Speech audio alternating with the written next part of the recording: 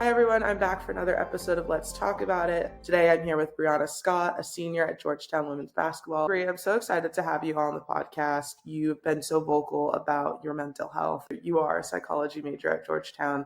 Did you know about mental health before in college, and how has that shaped throughout your experience? I definitely knew about depression and anxiety and all these things, but I never knew what to look for or how to know that I would be in need of help for one of those things. Understanding it at a book level and a study level versus understanding it when you're actually experiencing it is totally different and can be really jarring.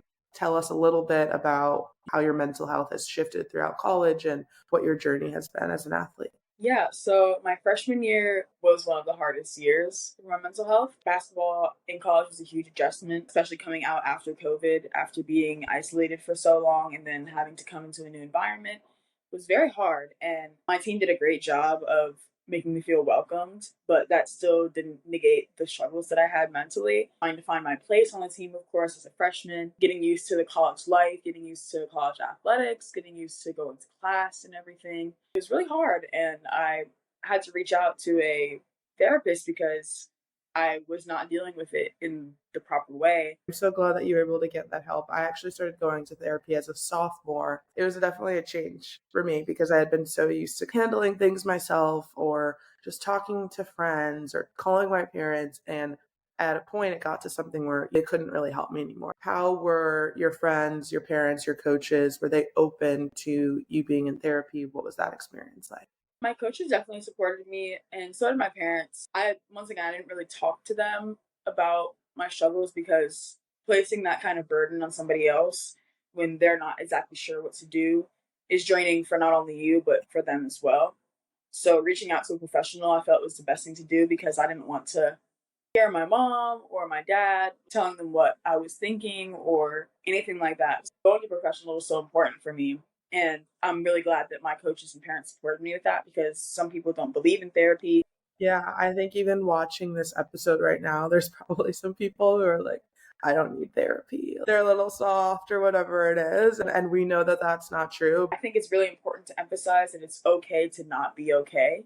And it doesn't make you a weaker person. It arguably makes you a stronger person for reaching out and getting the help you need as opposed to trying to act like you're the strongest person on the planet when you know that you need help deep down.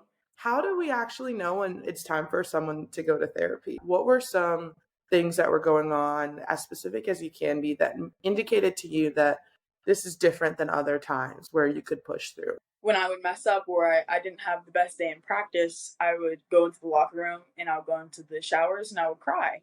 And I never did that in high school or AAU. Of course I cried, but it wasn't like it just felt so much more draining. I felt isolated. I didn't want to talk to anybody about it. When you have these things that you try to start hiding from other people, if there's something that's outside of your routine and it's affecting other aspects of your life or affecting basketball itself even or any other sport that you play, you should definitely reach out before it gets to the point where it's like you can't fathom even playing the sport anymore because it's definitely almost gotten to that point for me.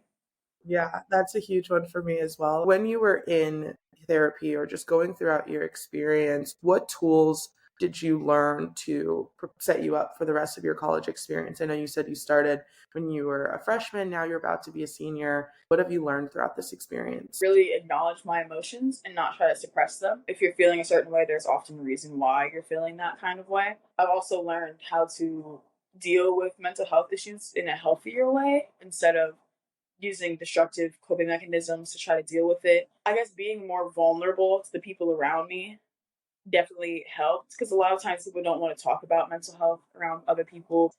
And I feel like that just comes with acknowledging your emotions and knowing what is too much and what you can push through, which is also something that comes with athletics as well. It sounds like you had a really great support system at Georgetown, your parents, but also your trainers, the mental health professionals that you had, even your teammates and your coaches.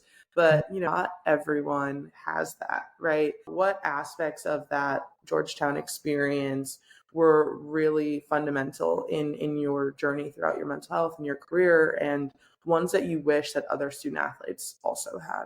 We have a system here for mental health services that's available to all students. It's called CAPS. And I think that was it's honestly the most beneficial thing that I have experienced here on the mental health aspect. Being able to see a psychiatrist and not having to pay for those services was definitely very fundamental in getting me to where I am today. And just having somebody to talk to who's not associated with basketball. It's very helpful because sometimes you associate everything with basketball or your sport that you're playing with what you're going through. If there's any admin out there watching or SAC presidents who have one thing that they need to recommend to their schools to go and help their athletes, I really do think it is that mental health, like professional help. Thank you for coming on the show today, Brianna. I loved talking with you, and thank you for your vulnerability. I know that this has helped so many people. If you guys want to learn more, ask questions, look at Bree's Instagram. I'll tag her here in the episode. And if not, I'll see you guys next week. Hey guys, it's Sydney. I hope you enjoyed this episode of Let's Talk About It. If you did, make sure to leave a review and send it to a friend. Let's keep this conversation going. I'll see you guys next week.